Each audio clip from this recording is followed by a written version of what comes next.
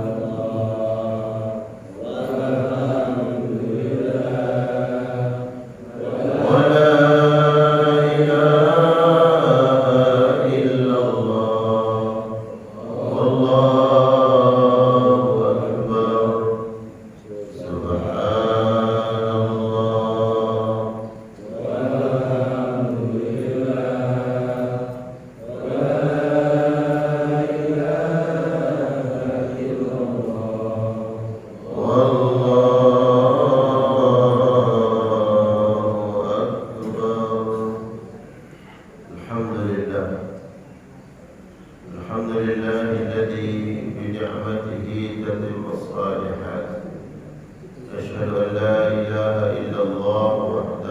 akbar.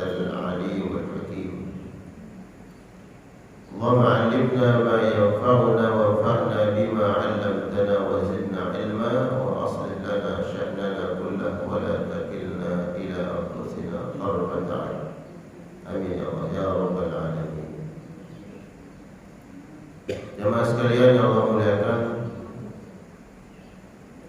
alhamdulillah wa syukru lillah. Bersyukur kepada Allah Subhanahu wa taala, kita masih diberikan umur panjang oleh Allah Subhanahu wa taala, disertai dengan as-sihhah wal afiyah, sehat secara jasmani dan al-afiyah, sehat secara rohani. Kita mampu melangkahkan kaki kita ke tempat yang Allah muliakan. Kaki masih bisa bergerak, bisa melangkah, tangan bisa berayun. Ini sehat secara jasadi, jasmani.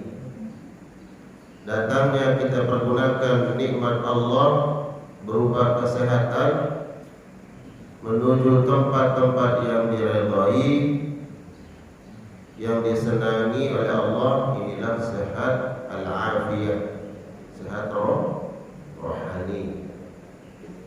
Karena banyak yang sehat secara jasadi, tapi dalam kebaikan dia sulit melakukan kebaikan. Kayaknya berat datang ke masjid, sulit datang ke majelis ta'lim. Tapi kalau jogging pagi hari mau berapa kilo pun dilakoni.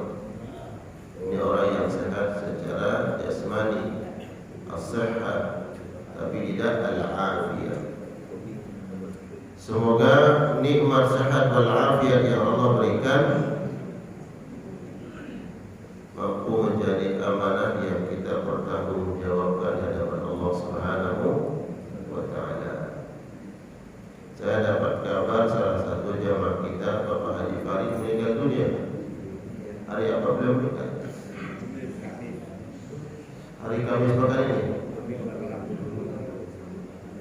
Biasanya beliau duduk di sini.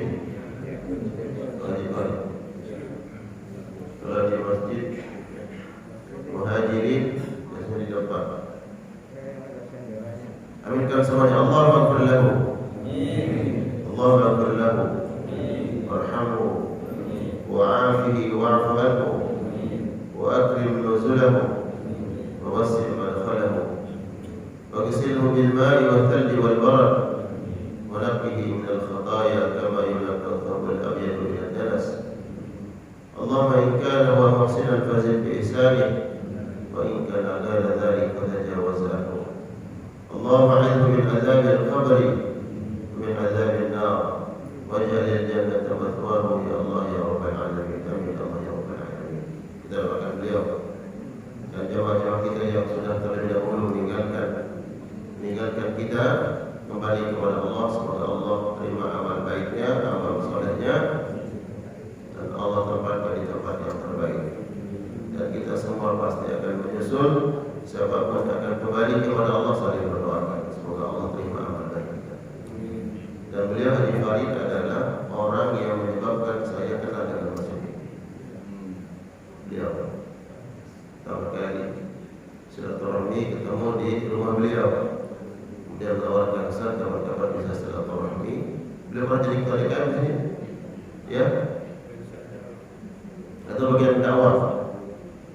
Beliau minta kemudian kapan-kapan bisa silaturahmi isi kajian di masjid Raya Purwokerto. Berapa tahun yang lalu? Ya, sebab beliau lah saya dapat menyampaikan ilmu di sini, berbagi tentang ilmu, semoga menjadi amal ibadah beliau. Amin ya Allah. Selawat salam kita sampaikan kepada Nabi yang mulia sallallahu alaihi wasallam, kepada keluarga dan sahabatnya. Selawat salam yang mengantarkan kita insyaallah mendapatkan syafaat Rasulullah sallallahu alaihi wasallam. Amin ya Allah ya rabbal alamin.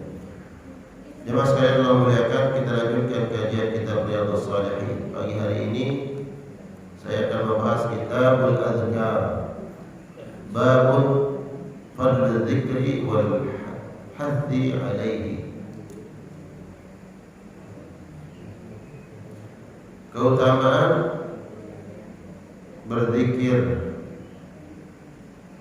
mengingat Allah Subhanahu wa taala kapan saja, di mana saja. Kita diperintahkan oleh Allah Subhanahu wa taala untuk senantiasa hati ini terpaut, terkoneksi, selalu ingat dengan Allah Subhanahu wa taala, yang menandakan bahwa kalbu ini hidup. Tanda kalbu kita hidup adalah bila mana hati ini tidak lalai mengingat Allah Subhanahu wa taala. Ada ayat-ayat Al-Qur'anul Karim yang menjelaskan tentang keutamaan dan perintah untuk memperbanyak zikrullah, mengingat Allah Subhanahu wa taala. Yang pertama surat Al-Jumu'ah ayat 10. Allah Subhanahu wa taala berfirman, A'udzu billahi minasyaitonir rajim.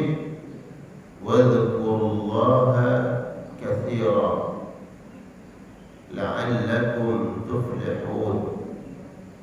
Perbanyaklah kalian mengingat Allah.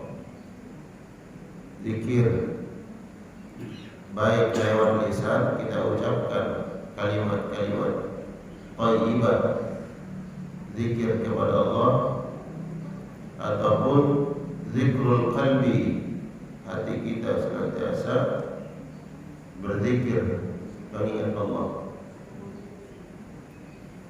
Janji Allah, la'allakum tuflihun, semoga kalian beruntung. Kata la'allakum menunjukkan pasti kalian mendapatkan keberuntungan. Dikomentari ayat ini oleh para ulama tafsir, apabila seorang hamba selalu memperbanyak zikrullah, baik lewat lisan menyebut nama Allah, ataupun lewat kalbu, hatinya selalu terkoneksi dengan Allah Subhanahu wa taala, lisannya menyebut dan hatinya tidak lalai mengingat Allah, maka janji Allah adalah al-falah. Allah berikan keberuntungan, kebaikan. Dan bentuk al-falah, falahun fid dunya wal akhirah. Al-falah fid dunya, Allah berikan kebaikan-kebaikan semasa hidupnya di dunia, dan Allah sempurnakan kebaikan itu di akhirat. Jadi dengan zikrullah, Allah akan memperbaiki hidup kita. Allah akan menenangkan hati kita. Dan dengan banyak mengingat Allah Subhanahu wa taala, Allah akan mengingat kita nanti di akhirat. Jadi kalau kita ingin tidak dilalaikan oleh Allah, tidak dilupakan nanti oleh Allah di akhirat, maka syaratnya yang memperbanyak mengingat Allah Subhanahu wa taala. Kemudian ayat kedua di dalam surat Al-A'raf ayat 205, Allah Subhanahu wa taala berfirman, "Wadhkur rabbaka fi nafsik tadarruan wa khifatan wa dunal jahri minal qawli bil ghudwi wal asal wa la takun minal ghafilin." Sebutlah nama Allah di dalam jiwa. Wadhkur rabbaka fi nafsik. Hendaknya kau nyebut nama Allah di dalam qalbumu, di dalam hati. Berarti ada perintah untuk senantiasa menyebut nama Allah walaupun tidak lewat lisan, tapi hati kita selalu terkoneksi dengan Allah. Tadarruan dengan penuh penghayatan. Tadarru itu tidak hanya sekadar kalau kita membaca kalimat thayyibah dalam hati la ilaha illallah, bukan hanya melafazkan atau menyebut nama Allah atau kalimat tersebut tanpa dihayati, tapi hayati, resapi, renungkan maknanya. Itu tadarruan. Pahami maknanya. La ilaha illallah. Apa arti la ilaha illallah? Tidak ada zat yang berhak untuk kami ibadahi, kami sembah atau semata Allah. Lewat kita memahami, renungkan, maka akan hadir keikhlasan dalam ibadah. Jauh dari sifat-sifat ria, sum'ah, ingin disanjung dan sebagainya. Makanya perintahnya tadarru hayati. Wa khifatan, dan penuh rasa takut kepada Allah Subhanahu wa taala. La ilaha illallah wahdahu la syarika lah. Tidak ada zat yang berhak diibadahi kecuali Allah yang tidak ada sekutu baginya. Lahul mulku, dia yang berkuasa. Lahul mulku wa lahul hamdu, dia yang berhak untuk dipuji. Yuhyi wa yumiit, dia yang menghidupkan, dia yang wa huwa ala kulli syai'in qadir, dia Allah kuasa atas segala sesuatu. Nah, ketika membaca ini baik lewat lisan ataupun dalam hati, coba renungkan maknanya. Berapa pesan yang dapat kemudian menghidupkan hati kita lewat kalimat itu. Lahul mulku, dia yang kuasa. Orang yang takut sama makhluk, takut terhadap sesuatu, hilang rasa takutnya, karena tidak ada yang punya kuasa kecuali dia. Lahul mulku, dia yang berkuasa, dia yang memegang segala sesuatu. Walahul hamd, dia yang berhak untuk dipuji. Lalu kalau pujian sampai ke kita, kita dikatakan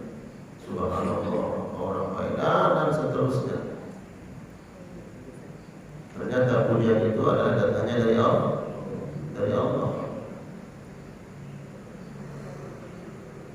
Yuhyi wa yumit, dia yang hidupkan hari ini. Aku masih diberikan umur oleh Allah. Karena kebaikan Allah, dia yang menghidupkan. Jantung kita masih berdetak, kaki bisa melangkah, mata masih bisa melihat, lisan masih bisa bicara, telinga masih bisa mendengar. Karena Allah yang menghidupkan semua itu.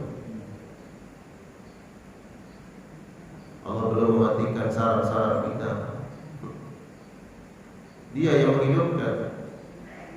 Jantung kita masih sehat, dia yang membuat dia sehat. Yuhyi wa yumit, dia yang mematikan.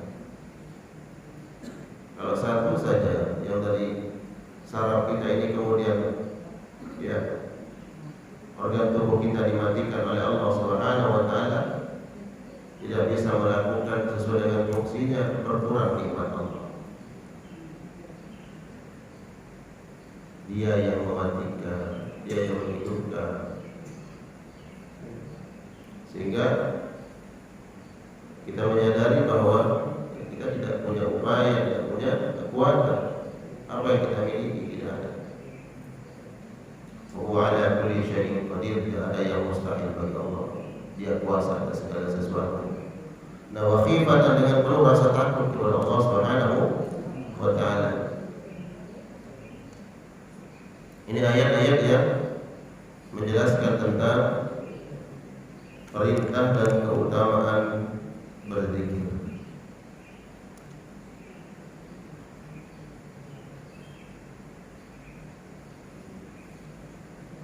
Hadis yang dicantumkan oleh Imam Nawawi rahimahullah alaihi dalam bab ini, an Mu'adz bin Jabal radhiyallahu ta'ala anhu, anna Rasulullah sallallahu alaihi wasallam akhadha bi yadihi wa qala. Ada sahabat Mu'adz, beliau cerita, jadi beliau pelaku sejarah, langsung terjadi pada beliau. Kata Mu'adz, Nabi memegang aku, dia dengan tangannya, Nabi memegangku. Dalam riwayat yang lain, Nabi memegang paha beliau, dipegang. Wahai Mu'adz,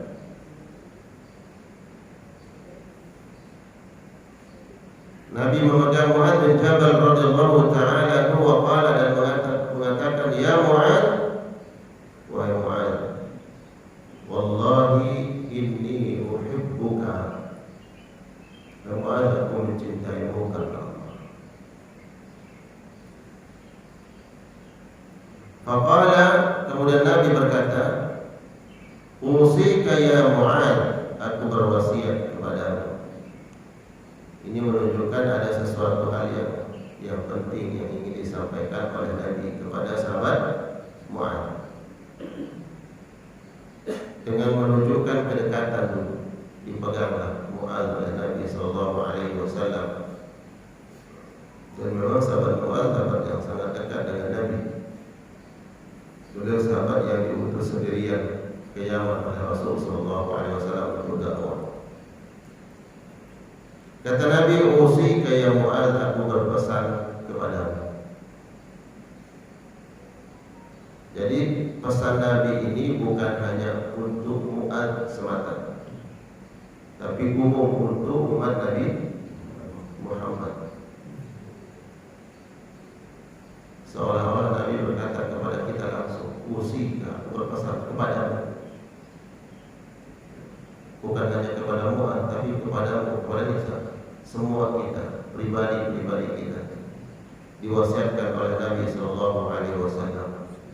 Dan tidaklah Nabi berwasiat melainkan perkara ini perkara yang sangat penting, ya, membawa keselamatan di dunia wal akhirah. La tad'anna fi duburi kulli salatin taqul, jangan engkau tinggalkan di setiap selesai engkau salat. Taqulu, engkau berdoa meminta kepada Allah, a'inni ala dzikrika. Ya Allah, bantulah hamba-Mu ini untuk senantiasa mengingat-Mu, untuk terus memperbanyak zikir mengingat-Mu ya Allah. Wa syukrika, dan bantu hamba-Mu ini ya Allah agar menjadi hamba yang pandai bersyukur. Wa husni ibadatika, dan bantulah hamba-Mu ini ya Allah agar menjadi hamba yang terbaik di hadapan-Mu. Jadi di dalam doa ini ada 3 permohonan kepada Allah yang diwasiatkan oleh Nabi sallallahu alaihi wasallam. Hafalkan doa ini karena wasiat Nabi sallallahu alaihi wasallam, dan baca setiap selesai sholat. Kalau wasiat dari orang tua itu harus kita jaga selama tidak bertentangan dengan hukum Allah dan Rasulnya. Terlebih lagi wasiat dari Nabi. Wasiat manusia belum tentu menghantarkan pada keselamatan, karena wasiatnya mungkin dibangun karena rasa cinta dan kasih sayang yang belum tentu menghantarkan kita mendapatkan ridha Allah. Tapi kalau wasiat dari Nabi sudah dipastikan mendatangkan kebaikan, maka wasiat Nabi ya hafalkan doa ini. Jangan pertinggalkan doa ini setiap selesai sholat. Allahumma a'inni ala dzikrika wa syukrika wa husni ibadati. Hafalkan. Kalau kita hafal doa ini dan ingat sababnya datang hadis ini, bahwa ini adalah pesan dan wasiat Nabi, selalu ingat.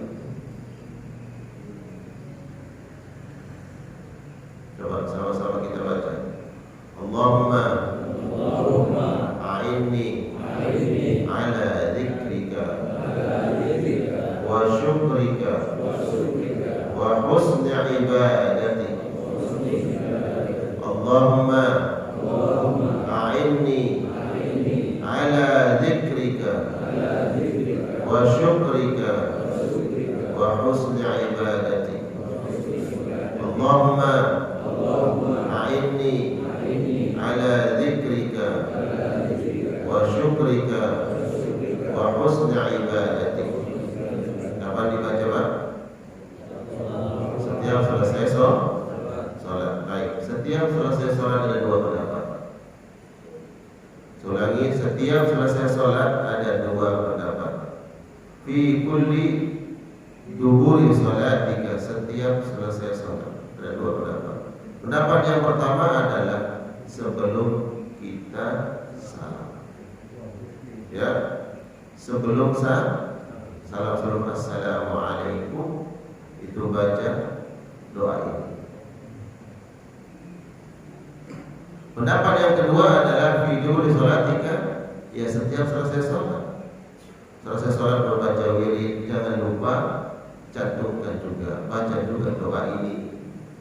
Ya, kalau kita buka dalam kitab Bulughul Maram, kemudian ada bab tentang sifat salat Nabi, itu disyarat dalam kitab Subul Salam oleh Al-Imam As-San'ani. Nanti dapat kita temukan itu bab tentang sifat salat Nabi, mulai dari beliau takbir sampai beliau selesai. Selesai itu bukan selesai salam, tapi wirid-wiridnya.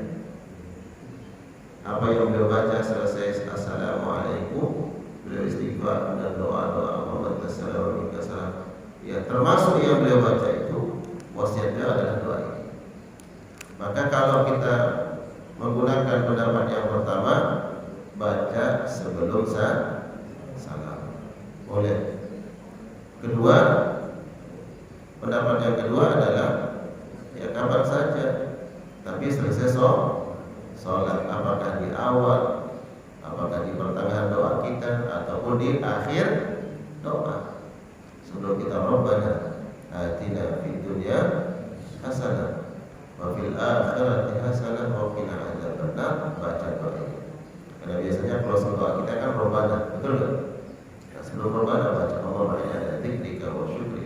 husni ibadati. Ada 3 permohonan kita di situ. Ya Allah, bantu hamba-Mu ini ya Allah agar senantiasa selalu mengingat-Mu. Zikrullah, mengingat Allah. Janji Allah tadi di dalam surat Al-Jumu'ah apa? La'allakum tuflihun, mendapatkan keberuntungan. Kemudian di dalam doa ini kita minta agar menjadi hamba yang selalu bersyukur kepada Allah dan menjadi hamba terbaik. Ini kalau kita bahas maknanya, di hamba yang selalu mengingat Allah dan pandai bersyukur dan menjadi hamba terbaik. Tapi pada intinya adalah hafalkan doa ini. Nah, kalau sudah tahu maknanya, ud'u rabbakum tadarruan. Berdoa dengan doa ini dengan penuh tadarru. Tadarru itu hayati. Pahami maknanya. Oh, berarti makna dari Allahumma inni, saya minta kepada Allah agar Engkau jadikan ya hamba ini ya Allah ala zikrika, agar selalu mengingat-Mu. Hati ini siapa yang mendapat? Allah. Hati seorang hamba baina asabi'i rabbih, di antara jari jemari Rabbnya. Yuqallibuha kaifa yasha. Allah yang menentukan, Allah yang mengatur hati hamba-hambanya. Makanya kemudian kita minta kepada Zat yang memegang hati. Ya Allah, karena Engkau yang memegang hati hamba ini, jangan Kau buat hati ini lalai mengingat-Mu ya Allah. Dan ada orang yang dilalaikan oleh Allah, ya, sehingga lupa mengingat Allah, lupa ibadah, lupa dia sudah berumur sekian umurnya, sebentar lagi dia akan inna lillahi wa inna ilaihi raji'un. Lupa ulang tahun dia tahu umurnya sekian. Oh, opa, ayah, bapak, ibu usia sudah 60-an, 70-an, dia tahu umurnya, tapi lupa, dilupakan oleh Allah. Dia lupa untuk melakukan kebaikan, mempersiapkan ibadah untuk kembali kepada Allah. Makanya kemudian yang kita minta ya Allah agar Engkau selalu ya membimbing hati ini ya Allah untuk mengingat-Mu. Karena ada orang-orang yang dilupakan oleh Allah sehingga mereka lupa akan dirinya sendiri. Ya. Wala takunu kalladzi nadasullah fansahu. Ya, dalam surat apa itu? At-taghabun. Janganlah kalian seperti orang-orang yang melupakan Allah, maka Allah lupakan mereka. Ya. Maka kita minta kepada Allah, karena Dia yang memegang hati kita, agar Allah Subhanahu wa taala senantiasa membimbing hati ini untuk mengingat Allah. Jadi poin yang saya tekankan di dalam hadis yang diriwayatkan oleh sahabat Mu'adz ini bukan maknanya, tapi hafalkan doanya. Ya. Kalau sampai hari ini belum hafal doanya, berarti kita belum menjaga wasiat Nabi. Ya, nanti bisa googling mungkin ya, untuk hafalkan doa ini. Allahumma inni ala dzikrika wa syukrika wa husni ibadatik, agar kita menjaga wasiat Nabi. Kemudian hadis yang kedua,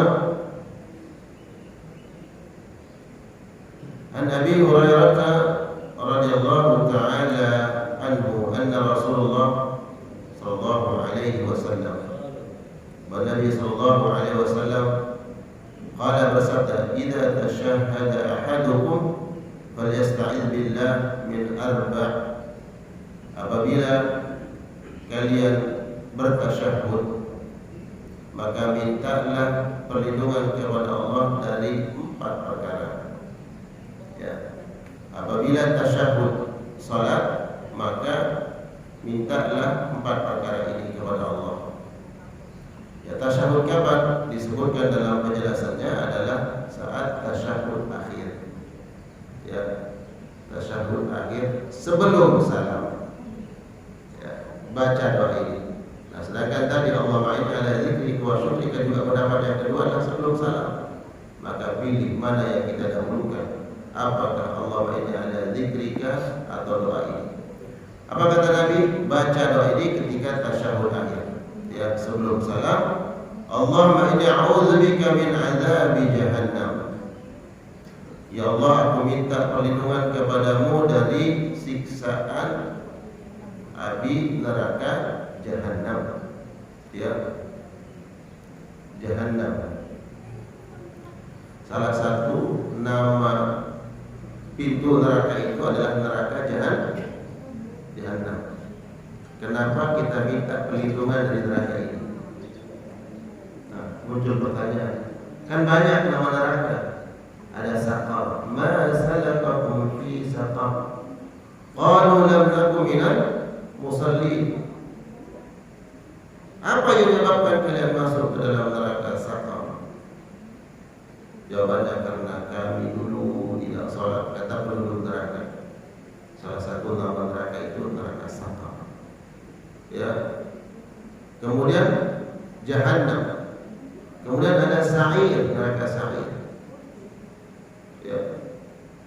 Kemudian ada neraka Huqamah, api yang bergejolak banyak disebutkan dalam kitab At-Tadhkirah dari Imam Al-Qurtubi, bahkan ada puluhan nama disebut. Namun yang disebutkan oleh para ulama nama neraka, pintu neraka yang paling utama itu ada 8. Di antaranya adalah Jahannam. Kenapa di dalam doa ini Nabi perintahkan kita untuk minta perlindungan kepada Allah jangan sampai masuk ke dalam neraka Jahannam? Kenapa ada neraka Saqar, ya, Huqamah atau Jahim? Karena neraka Jahannam Allah persiapkan untuk ahli tauhid. Untuk ahli tauhid. Ini neraka Jahannam yang akan dimasuki oleh orang beriman. Makanya dalam surat minta hukum neraka Jahannam untuk orang yang beriman. Iya. Ahlul tauhid yang berbuat maksiat. Nerakanya namanya neraka Jahannam. Enggak sama neraka ahlul tauhid dengan orang kafir, beda. Ya. Jahim, Jahannam adalah neraka untuk ahli kabair. Ada umat Nabi. Dia salat, dia puasa, dalam buat kebaikan. Tapi mohon maaf, dia lakukan dosa besar. Dan belum bertobat dari dosa besar itu, dia meninggal dunia, tapi masih salat.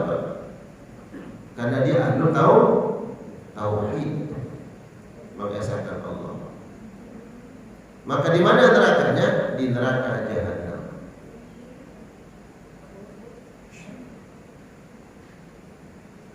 Tapi kalau dia bertobat, minta ampun kepada Allah, Allah bebaskan.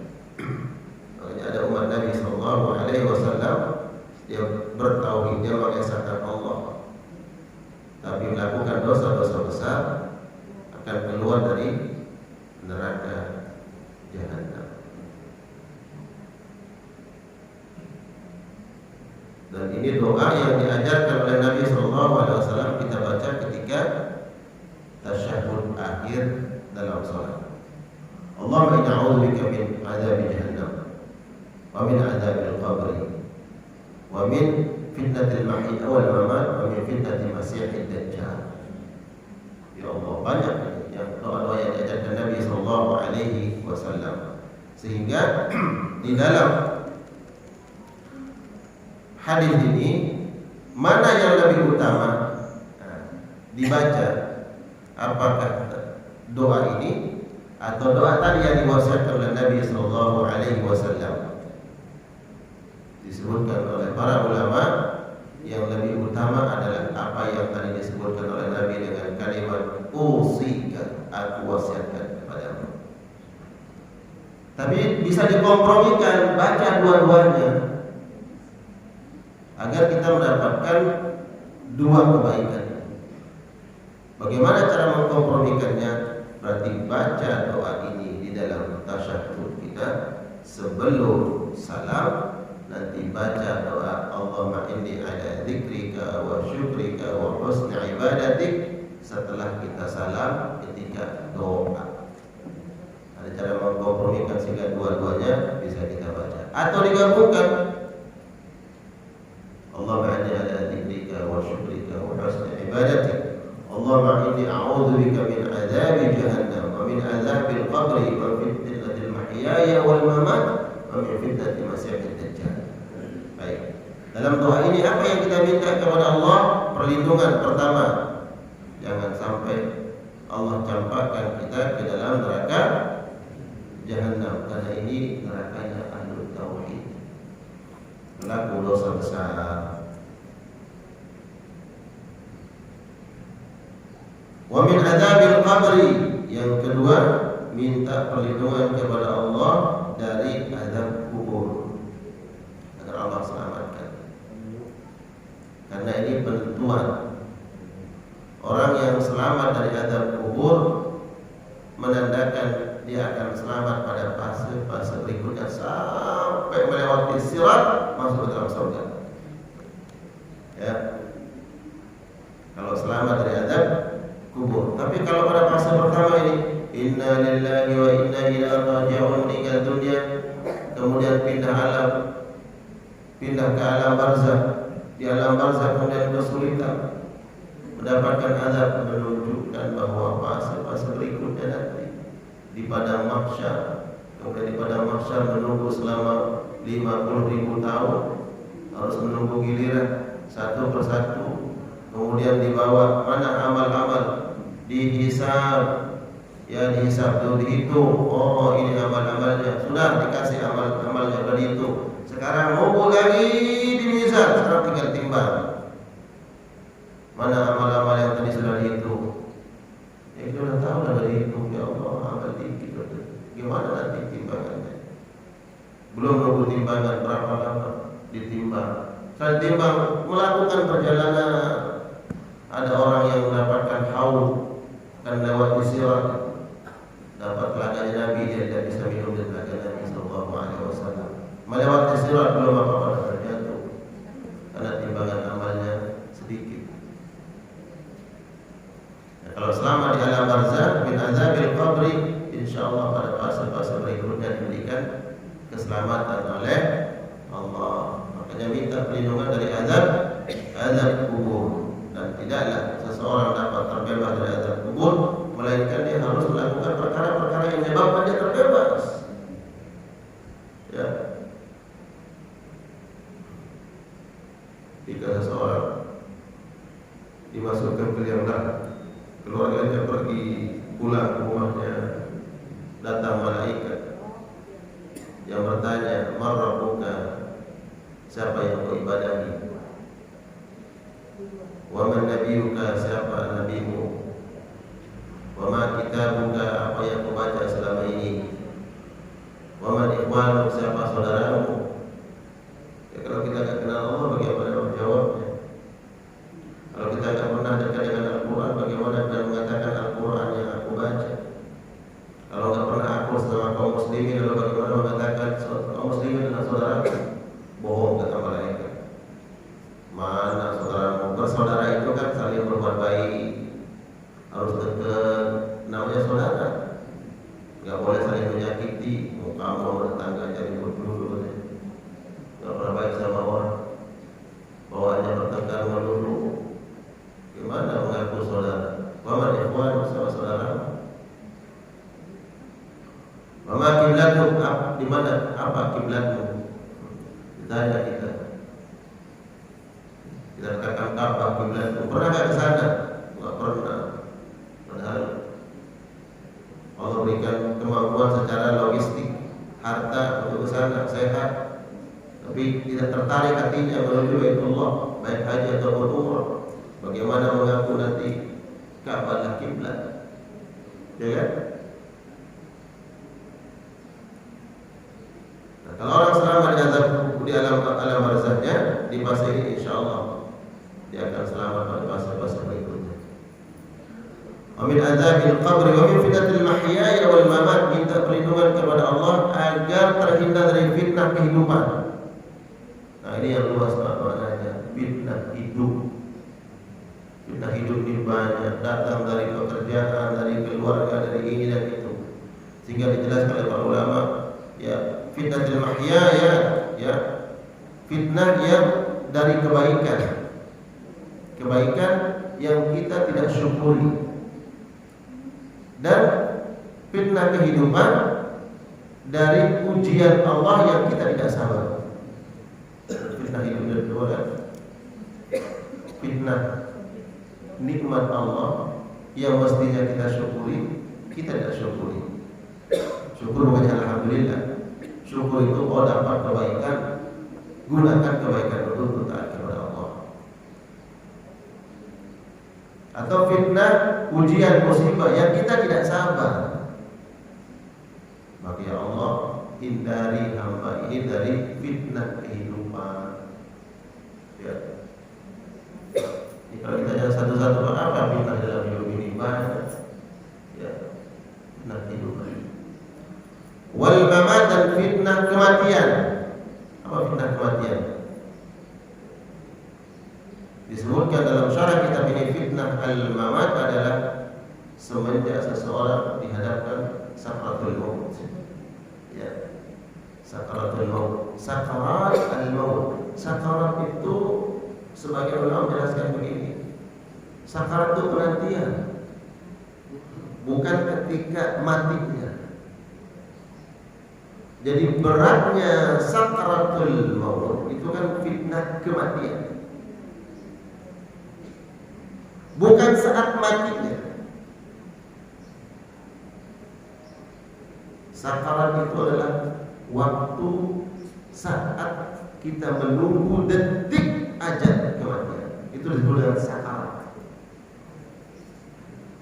Sakaratnya Nabi SAW, sakaratul maut Nabi itu ketika malaikat Jibril datang mengetuk pintu, dia ucap salam, Assalamualaikum. Putri beliau bertanya, siapa di pintu?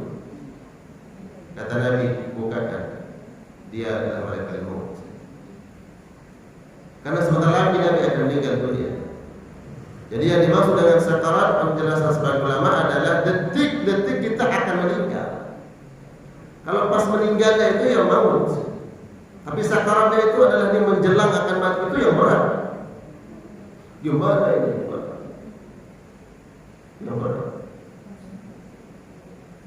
Karena Nabi menyebutkan dalam hadis yang lain bahwa orang beriman itu ketika ajalnya tiba, ruhnya keluar dari jasad. Saat kematian itu seperti rambut yang ditarik di tepung, tahu tepung Pak? Tepung, kemudian di situ ada rambut Bapak tarik. Kira-kira sulit atau tidak? Gampang itu rambut ditarik. Atau seperti air yang keluar dari apa? Teko. Bapak sekarang mau ngopi, ambil teko, keluar, mudah keluarnya. Sehingga orang beriman ketika rohnya keluar tidak merasakan sakit sedikit pun, karena keimanannya kepada Allah. Ini penjelasan sebagian ulama. Sehingga yang sakitnya sakaratul maut itu adalah ketakutan, kekhawatiran menjelang akan kematian itu. Coba ya, dalam ini kita sebelum dapat mengalami sesuatu kan menjelang akan terjadi itu kita khawatir, takut, betul kan? Betul. Belum terjadi kita takut. Gimana? Ya. Ada orang yang akan diinterogasi. Sebelum diinterogasi kita takut. Ya kan? Sebelum terjadi sesuatu itu dah hatinya dipenuhi rasa khawatir, takut. Itulah sakarat. Ada yang sakaratnya satu hari, ada sakaratnya berbulan-bulan. Ya. Ada yang beberapa detiknya sakaratul maut. Ya. Datang malaikat, kemudian yang mudah yang jauh nyawanya.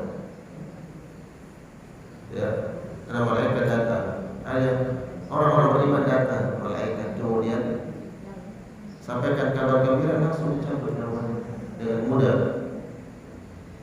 Adapun malaikat maut mendatangi orang-orang yang ingkar, ya, dengan wajah yang menyeramkan datang. Apakah Anda langsung dicabut nyawanya? Tidak. Ya. Baik, kamu ruh yang jahat, belum dipegang ruhnya. Kamu ruh yang jahat, siap-siap kamu keluar dari jasad ini dengan paksa, tapi belum ditarik oleh malaikat. Belum terjadi itu kematian, belum keluar, malaikat sudah mengancam. Berapa lama? Takut. Ustaz pernah mengalami. Kita dapat beritanya dari Rasul Sallallahu Alaihi Wasallam menjelaskan para ulama. Tidak ada di antara kita yang pernah mengalami, kan? Nah, makanya dalam doa ini minta kepada Allah, ya, dari fitnah al-mamat, kematian. Fitnah kematian itu adalah mulai dari seseorang sakaratul maut, dan bagaimana ruhnya keluar. Dan fitnah kematian itu adalah di alam barzakh. Wa min syarri fitnati al-masih ad-dajjal, dan minta perlindungan kepada Allah dari buruknya fitnah Dajjal. Buruknya fitnah Dajjal. Dajjal belum datang, Pak. Ya. Dajjal itu bayangkan. Nanti Dajjal kalau ada orang mati dia langsung hidupkan, tak hidup dia, aku ini Tuhan.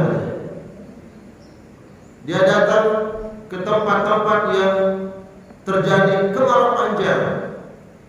Manusia sudah penuh dalam air, semua binatang banyak yang mati. Datang Dajjal, tiba-tiba dia pegang sesuatu jadi hidup, dia injak sesuatu jadi subur. Bayangkan, kira-kira kondisi seperti itu, iman kita goyah atau tidak, Pak? Jangankan Dajjal aslinya, baru junior-juniornya sudah banyak yang goyah iman kita, akidah kita. Betul nggak? Dajjal itu ini nanti, nama bapakmu siapa? Disebut nama bapakmu. Di mana kuburannya? Dia tunjukkan kuburannya. Nih, saya Tuhan, tunjukkan kuburannya. Saya akan matikan bapakmu. Itu fitnah Dajjal nanti. Dia hidupkan bapaknya. Izin Allah Subhanahu wa taala untuk jadi fitnah. Makanya subhanallah diriwayatkan sebuah hadis, para nabi sebelum Nabi Muhammad itu minta perlindungan terhadap apa? Dari fitnah Dajjal. Padahal yang terjadi fitnah Dajjal pada mereka. Dajjal itu akan turun di akhir zaman umat Nabi Muhammad SAW. Gak ada di umat-umat terdahulu, tapi nabi-nabi terdahulu di sebelah riwayat mereka minta perlindungan kepada Allah dari fitnah Dajjal. Menunjukkan apa? Beratnya, ya, pengaruh Dajjal yang luar biasa. Ya, minta perlindungan, jangan ketemu deh. Ya, kalau ada cucu kita nggak tahu generasi berapa yang ketemu, minta kepada Allah agar Allah selamatkan mereka dari fitnah Dajjal dan mereka paham doa ini. Ya. Yang mampu selamat dari fitnah Dajjal mereka-mereka yang selalu dekat dengan Allah. Ya. Bukan orang yang kuat fisiknya, yang kuat imannya. Bayangkan bagaimana dahsyatnya fitnah Dajjal. Ini doa yang diajarkan baginda Nabi sallallahu alaihi wasallam. Hafalkan, Allahumma inni a'udzu bika min adzabi jahannam, min adzabil qabri, wa min fitnati mahyaya wal mamat, wa min fitnati syarri masih Dajjal. Ada berapa? Ada 4. Azab kubur, ya, azab jahannam, azab kubur, fitnah kehidupan dan kematian, dan fitnah Dajjal. Ya, Ustaz, kita kan mungkin nggak ketemu sama Dajjal, karena Dajjalnya masih lama, Mahdi aja belum datang. Ya, ya. Jangankan fitnah Dajjal nanti yang aslinya. Biar Allah jaga kita dari keburukan junior-juniornya. Ya, minta perlindungan kepada Allah Subhanahu wa taala. Jadi baru ada orang yang tiba-tiba dengan gerakan-gerakan tertentu gampang sekali mengelabui manusia itu orang percaya. Ya, apalagi Dajjal yang datang, dia pegang makhluk yang sudah mati hidup lagi. Kita katakan dia Tuhan. Dan buat saja betul Dajjal. Alhamdulillah.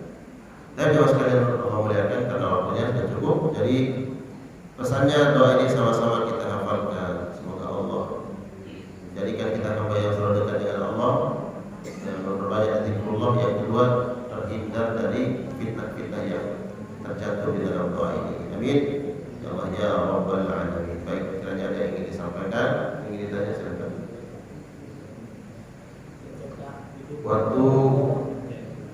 Waktu isyraq terbit 39. Ya. Jadi sudah masuk waktu untuk sholat. Silakan. Ya. Waalaikumsalam warahmatullahi wabarakatuh. Zikir. Untuk menyambut kita zikir dari itu kan ada yang mulai dengan afdal zikri fa'lam alahu. Fa'lam yang dekati. Ya. Afdal zikri fa'lam alahu. Nah, itu fa'lam alahu itu mungkin Maknanya? Nah, maknanya. Terus ada juga yang zikirnya relatif ya kafi ya kafis ya safirullah. Ya relatif ya kafi ya safirullah. Ya relatif ya karimu Allah. Nah, itu bedanya itu yang semuanya mungkin bagus. Tapi yang mungkin ada yang lebih bagus gitu Pak Ustaz. Baik. Itu. Jadi masalah pikir Ustaz ya. Yang kedua itu masalah kita tadi masalah doa yang dari Mas Allahumma ahini ala dzikri wa syukrika wa husni ibadatik kan dari doa riwayatnya. Kalau yang tadi yang 4 tadi riwayatnya mungkin dari mana kita mau melakukan penjelasan. Ya. Ya itu dua itu Ustaz. Terima kasih. Assalamualaikum warahmatullahi wabarakatuh. Waalaikumsalam warahmatullahi wabarakatuh. Jadi bentuk zikir yang diajarkan Nabi sallallahu alaihi wasallam itu banyak bentuknya. Dari teks-teks yang diajarkan oleh Nabi kepada para sahabat, di antaranya tadi, kalau afdalul dzikri fa'lam annahu la ilaha illallah. Kata afdalul dzikri fa'lam annahu itu teksnya tidak datang dari Nabi. Ya. Itu pernyataan, dan pernyataan itu benar, tidak salah. Afdalul dzikri, zikir yang kita ucapkan yang paling afdal, yang paling baik adalah fa'lam, ketahuilah. Yang paling baik itu annahu, yaitu la ilaha illallah. Betul tak kalimat ini? Betul. Bahwa zikir yang paling afdal adalah la ilaha illallah. Tapi setiap yang afdal itu tidak menjadi afdal di waktu-waktu tertentu. Contoh, apa zikir yang paling utama? Tilawatul Quran, membaca Al-Quran, itu zikir yang paling utama. Disebutkan di dalam kitab ini. Maka mana lebih utama, kita membaca zikir atau mendengarkan azan ketika azan dikumandangkan? Pertanyaannya, mana lebih afdal, Pak? Menjawab azan dan mendengar azan itu lebih afdal, walaupun afdal zikir itu adalah membaca Quran. Karena setiap ibadah itu sesuai dengan peletakannya. Sama dengan afdalul zikri fa'lam annahu la ilaha illallah, itu betul. Fa'lam, ketahuilah, zikir yang paling afdal itu la ilaha illallah. Tapi kapan itu? Ya kapan saja. Kita duduk di mana, di rumah atau di mana pun, kemudian kita bertahlil la ilaha illallah. Itulah afdal zikir. Karena ada muatan tauhid di situ. Tidak ada zat yang berhak untuk diibadahi kecuali Allah. Jadi ini bentuk zikir yang paling afdal kapanpun kita baca. Tapi walaupun dia paling afdal, tidak menjadi afdal kalau kita baca ketika Mestinya kalau mendengar muadzin mengatakan asyhadu an la ilaha illallah, maka ikuti dia. Maka jangan ganti, mestinya jawab asyhadu an la ilaha illallah diganti dengan la ilaha illallah. Tidak, karena tidak sesuai dengan sunnahnya, maka tidak menjadi afdal. Ya. Jadi afdal dzikri fa'lam annahu la ilaha illallah itu betul pernyataan bahwa zikir yang paling afdal itu adalah la ilaha illallah, betul. Ya. Lalu apakah kita membaca la ilaha illallah ini lebih utama atau zikir yang ini? Ya. Maka urutannya yang harus kita lihat. Nabi SAW ketika assalamualaikum dalam sholat, apakah langsung membaca zikir yang paling afdal? Pertanyaannya, ketika Nabi SAW dalam sholat assalamualaikum,